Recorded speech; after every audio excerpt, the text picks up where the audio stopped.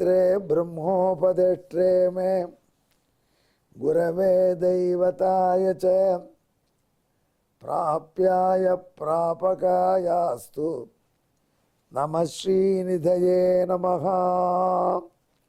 नमो वेंकटेशाय।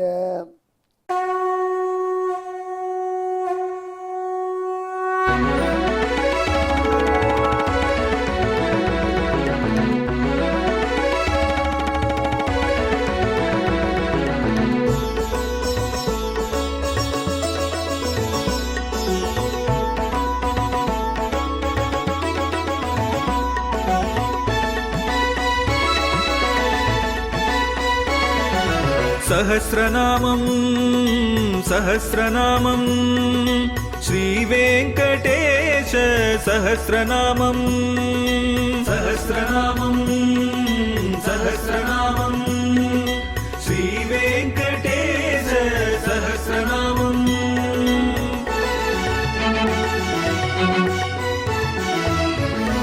உலகில் கலிவினை தோஷம் அகற்றும் நாமம் சஹஸ்ரநாமம். உயர்வுகளை வாழ்வில் அளிக்கும் நாமம் சஹஸ்ரநாமம். திருமலையில் தினம் அர்ச்சனை நடைபெறும் நாமம் சஹஸ்ரநாமம். திருவேங்கடனின் தரிசனம் காட்டும் நாமம் சஹஸ்ரநாமம்.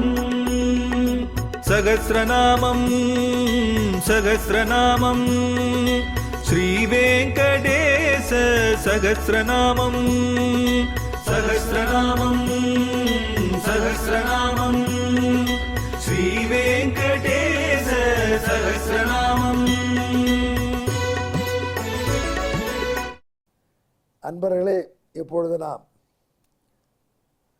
ஸ்ரீ வெங்கடேச திவ்ய சகஸ்ரநாமத்திலே 353வது திருநாமத்தை அனுபவிக்க போகிறோம்.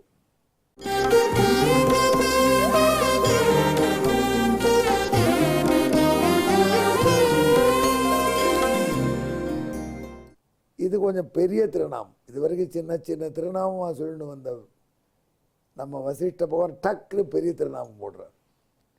ஜாம்பவத் கிருத சங்கரஹா. அழுத்தம் திருத்தமாக சொல்றதுக்காக கண்ணபிரான் சமந்தமணியை தேடி போனான் அல்லவா. பிரசேனனுடைய சடலத்தை பார்த்தான். உடனே அந்த பிரசேனன் சடல கொன்று போட்டு பக்கத்தில் குதிரையை செத்து கிடக்கிறது. அங்கே ஒரு சிங்கம் அதை அபகரித்து போயிருக்கு. அதனுடைய அடிச்சோடு தெரிஞ்சுது. அந்த சிங்கத்தின் அடிச்சோடு பின்னாடியே போனான். கூடவே அவனுக்கு வந்திருந்த சில மெய்காப்பாளர்கள் சின்ன படம் ஒன்று அதுவும் வந்தது.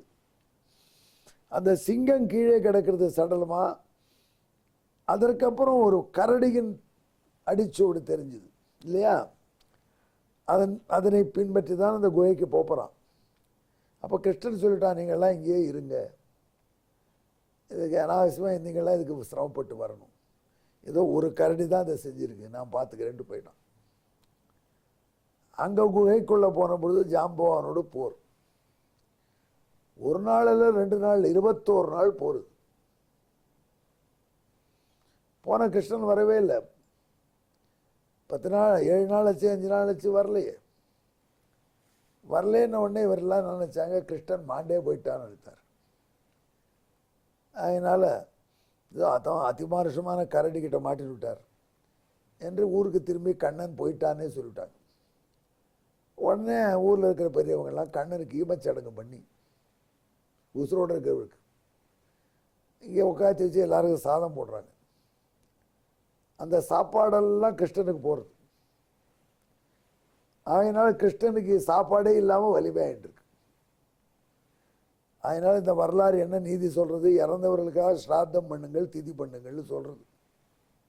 அது ஒரு புறம் விடுங்க. அங்கே பக்கம் ஜாம்பவான் இருக்காரு, அவர் கலவராக இருந்தாலும் அடி தூள் கலப்புறார். அவர் என்ன சொல்கிறார், ராமாயணமகா ராமாயணமகா ராமாயணமான்னு ஓங்கி குத்துறார். பகவான் கொஞ்சம் டைலமாக ஆயிடுது. ராமாயணமகான்னு அர்ச்சனை பண்ணுறானே இவன் அடிக்கலாமாங்கிறார். சில அர்ச்சகர்கள் அர்ச்சனை பண்ணுறதே அடி மாதிரி இருக்கும், ஜாம்பவான் அடிக்கிற அடியெல்லாம் அர்ச்சனை மாதிரி இருக்கு. அதனால் எம்பெருமான் ஜாம்பவான்கிட்ட அன்பு காட்டுறதா அடிக்கிறதான்னு குழம்புறான். ஜாம்பவான் குழப்பம் இல்லை, அடிக்கிறார். இருந்தாலும் கிருஷ்ணனுக்கும் பலம் வந்துட்டு இருக்கு. இந்த யுத்தம் இப்படி நடந்தது. அப்படி ஜாம்பவானோடு பகவான் நடத்திய யுத்தம் ஒரு ஸ்பெஷல் யுத்தம். பக்தனுக்கும் பரந்தாமனுக்கும் நடந்த யுத்தம். அந்த பக்தன் அடித்து அடியெல்லாம் பகவான் புஷ்பார்ச்சனையாக ஏற்றுக்கொண்ட யுத்தம். முதியவரான ஜாம்பவான் கூட ராமநாமத்தை ஜெபித்து இளைஞராக செய்து போட்ட சண்டை அது. அதை பகவான் ரசிச்சுட்டே பதில் சண்டை போட்டுருக்கான். ஆனால் அவனுக்கு இங்கிருந்து போகக்கூடிய அவனுக்காக ஸ்ராத்தம் செய்கிறாளே, அந்த ஸ்ராத்தத்திலிருந்து வரக்கூடிய வலிமை வருகிறது. அந்த யுத்தம் ஸ்ராத்தங்களுடைய பெருமையும் காண்பிக்கிறது. அதனால் இந்த யுத்தத்தை நாரதர் ரொம்ப போற்ற வேண்டும் என்று வசிஷ்டத்தை சொல்கிறார். எத்தனையோ யுத்தங்களில் எவ்வளவோ மாறல் கிடைக்கிறது. ஆனால் ஜாம்பவானும் கண்ணபிரானும் மோதிய மோதல் அந்த யுத்தம் இருக்கே வசிஷ்டா, அது எவ்வளோ விஷயத்தை காண்பிச்சது. பக்தனடியை பகவான் அர்ச்சனையாக என்றான்னு காண்பிச்சது. நம்பிக்கையோடு திதிகள் செய்பவர்கள் செய்யக்கூடிய தானங்கள் எல்லாம் திதி யாரை உத்தேசிக்கப்படுறோ அவருக்கு பலத்தை கொடுக்கும் காண்பிச்சது. திதிகளின் மேன்மையை காண்பிச்சது. எம்பெருமான் பக்தர்களோடு சண்டை போடும்பொழுது எவ்வளோ பரவசப்படுறான், அதையும் அர்ச்சனையாக நினைக்கிறாங்கிறதையும் காண்பிச்சது. இப்படி பல நீதிகளை உலகத்துக்கு புகட்டிய வார் அது. The war between Jambavan and Krishna in the cave. குகையிலே நடந்த சண்டை. குஹாஹிதன்னு சொல்லக்கூடிய இதய குகையில் இருக்கக்கூடிய எம்பெருமான் மகிழ்ந்து செய்த யுத்தம் கரடியோட. எந்த கரடி 21 பிரதட்சணம் வாமனாவதாரத்தில் பண்ணினாராம். வாமனன் திருவிக்கிரமான வளர்ந்தபொழுது இதம் விஷ்ணுர் விசக்கிரமே திரேதானி ததே பதம் சமூடமஸ்ய பாகும் சுரே என்று சொல்லி பேரியும் நிக்னன்னு ஒரு பேரியை அடிச்சுட்டு பறையை சாத்திட்டு பறையை அரைஞ்சிட்டு சேவியுங்கள் கிருஷ்ணாவதாரம் திருவிக்கிரமனை என்று காண்பித்த ஜாம்பவான். ராமாவதாரத்தில் எத்தனை கட்டகாலங்களில் தன் அனுபவத்தினாலே எக்ஸ்பீரியன்ஸ்னால ஆஞ்சநேயருக்கு பல செய்திகளை சொல்லி ஆஞ்சநேயரே புரோத்சாகப்படுத்தி லங்கைக்கு அனுப்பிச்சு ராமாயணத்தை நகர்த்தி வைத்த ஜாம்பவான். அவர் ஒரு ஆசைப்பட்டார், நானும் பார்க்கடல் போல ஆக வேண்டும், நாராயணனுக்கு மாமனராக ஆக வேண்டும், நானும் ஜனகர் போல ஆக வேண்டும், நாராயணனுக்கு மாமனாராக வேண்டும் என்று. அதற்காக முதிய வயசில் ஒரு அப்சரசை திருமணம் செய்து கொண்டு பேரழகி ஜாம்பவதியை பெற்றிருக்கார். அதனால் அவரோட பகவான் செய்த அந்த யுத்தம் இருக்கிறது சிறப்பு. ராமராவண ஒரு யுத்தம், ராமராவணையோர் இவனு. உங்கள் ராமனும் ராவணன் போட்ட சண்டையை வால்மீகி சொல்கிறாரே வசிஷ்டரே, அந்த சண்டை போல தானே. அந்த சண்டையினுடைய பயங்கரத்தை தான் சொல்கிறார். ஆனால் ஜாம்பவானோடு பகவான் பொருதானே கண்ணன், அது எவ்வளோ நீதியை சொல்லுது பாரும் என்று இந்த யுத்தத்தையே பெரும்படை சொல்லி அப்படி ஒரு யுத்தத்தை ஜாம்பவானுடன் செய்தான் கண்ணபிரான். அந்த அடிப்படையிலே கண்ணனுக்கு ஜாம்பவத் கிருத சங்கரன் என்பதாக திருநாம். சங்கரம் என்றால் யுத்தம். இந்த யுத்தத்தை ஜாம்பவானோடு செய்ததுனால பகவானுக்கு ஜாம்பவத் கிருத சங்கரா என்று திருநாம். இப்பொழுது உங்களுக்கு இந்த திருநாமத்தினுடைய அடிப்படை ஆழம் புரிஞ்சிருக்கும்.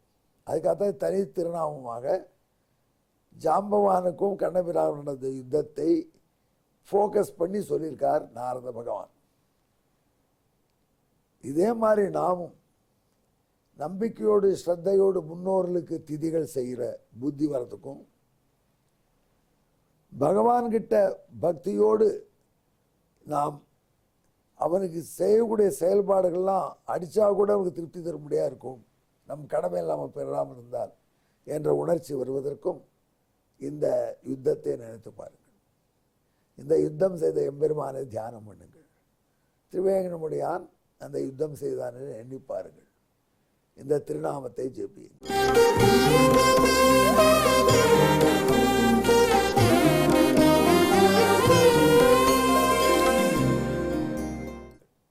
ஜாம்பவத்கிருத சங்கராய நமஹா. இதுக்கு பின்னணியான ஸ்லோகத்தை கேளுங்கள். மணிம் வேத்தாபிலம் பிராப்ய யுத்தம் ஜாம்பவதா ததது ராமாயேதி பிரகர்த்ராசோ ஜாம்பவத்கிருத சங்கரஹா. இப்படி ராமாயேதி பிரகர்த்ரா ஜாம்பவதா யுத்தம் ததது. மணியை அடைவதற்காக குகைக்குள்ள புகுந்து ராமாய ராமாய என்று ரமா ரமா என்று சொல்லி அடித்த ஜாம்பவானோடு யுத்தம் பண்ணின இந்த பெருமான் ஜாம்பவத்கிருத சங்கர என்ற திருநாமத்தோடு திகழ்கிறான். திருவேங்கடமுடியான இப்படி தியானம் பண்ணுங்கள். இதற்கான தமிழ் பாட்டை கேளுங்கள்.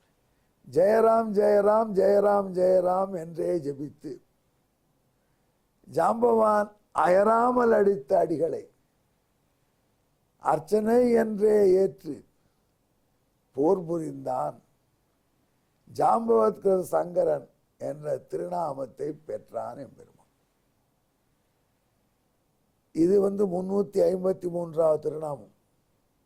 3, 5, 8, 8, 3, 11, 1, 1, 2 2 தான் முடிங்க. எந்த 2 முக்கியம்னு கேட்டால் பகவான் பக்தர்கள் 2 இருந்தால் தானே சண்டையே வரும். ஒருத்தர் தான் என் சண்டை வரும். ஆனால் பகவானுக்கும் பக்தர்கள் இருந்த போர், அந்த போருக்கு கூட இவ்வளோ முக்கியத்துவத்தை கொடுத்து அதன் பின்னணியில் உள்ள நீதிகளையும் காட்டி வெங்கடேஸ்வர சஹஸ்ரநாமத்திலே கூட இந்த திருநாமத்தை தினமும் பகவான் கேட்டு ரசிக்கிறான். நீங்களும் இப்படி கேட்டு ரசித்து மகிழ்ந்தீர்கள். எங்கே என்னுடன் கலந்து ஜெபியுங்கள். ஜாம்பவத்கிருத சங்கராய நமஹா. நமோ வெங்கடேசாய. நன்றி, வணக்கம்.